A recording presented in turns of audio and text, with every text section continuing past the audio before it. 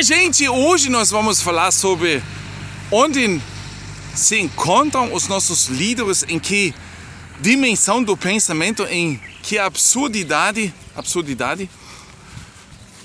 eles vivem tão longe da realidade, parece.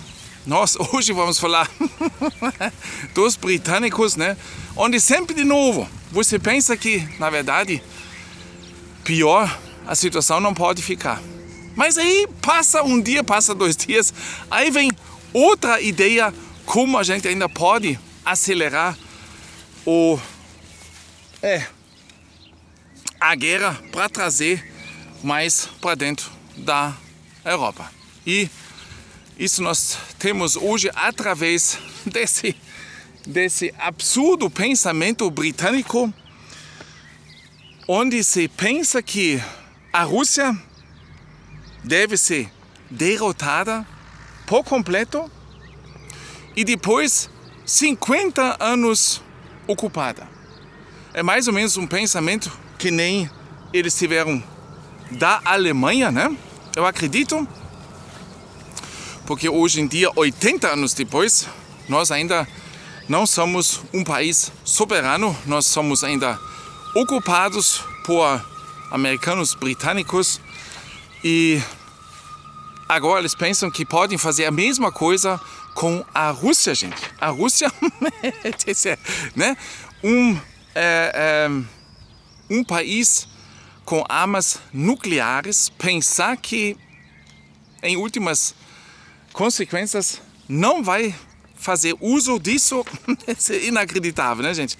Pois é, vocês veem como esses nossos pessoas conhecidas pensam. Escutam só. Há momentos em que mentes supostamente inteligentes se expõem de tal forma que nos deixa sem palavras. Timothy Garton Ash, autor um célebre historiador britânico e entusiasta da Europa, revelou-se agora a reencarnação das fantasias imperialistas. Sua recente exigência de que a Rússia seja ocupada por 50 anos após uma derrota completa revela não apenas ignorância histórica, mas também um perigoso distanciamento da realidade que parece absolutamente suicida em tempos de ameaça nuclear. Em entrevista a um jornal ucraniano, Ash tirou a máscara. O homem que por décadas foi considerado um europeu esclarecido revelou-se o herdeiro dos imperialistas britânicos que outrora controlaram e saquearam 1/4 da superfície do mundo. Sua visão de uma ocupação permanente da Rússia lembra fatalmente a arrogância de Cecil Rhodes ou a arrogância racista de Rudyard Kipling. Particularmente picante nisso, Ash exige que lutemos sem parar. Não ele, é claro, mas os ucranianos.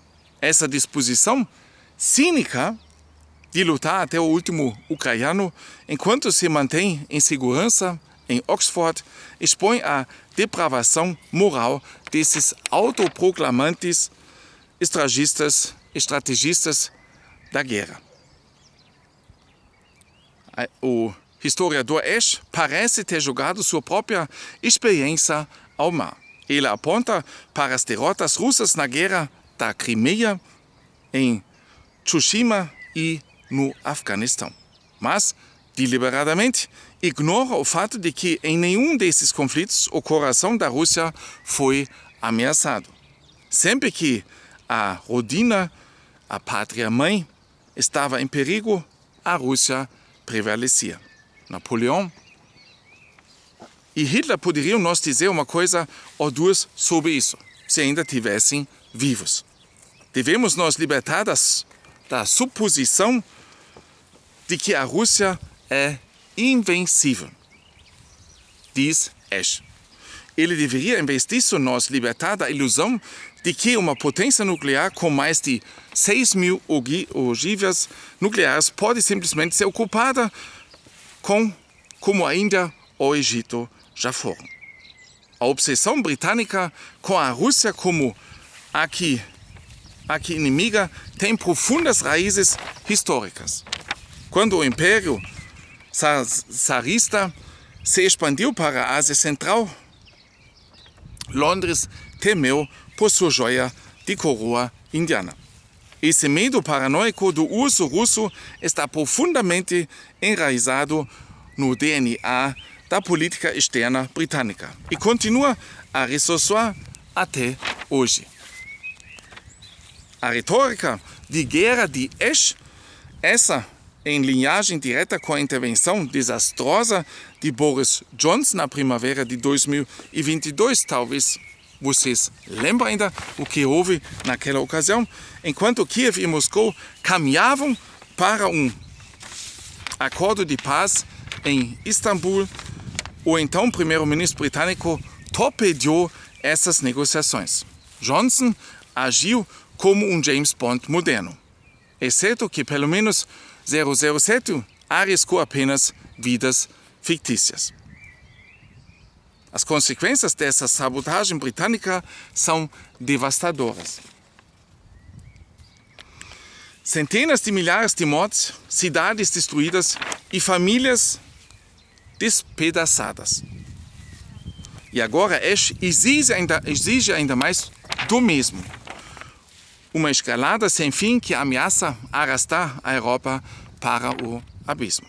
Enquanto Ash sonha em ocupar a Rússia, a realidade na própria Grã-Bretanha parece sombria.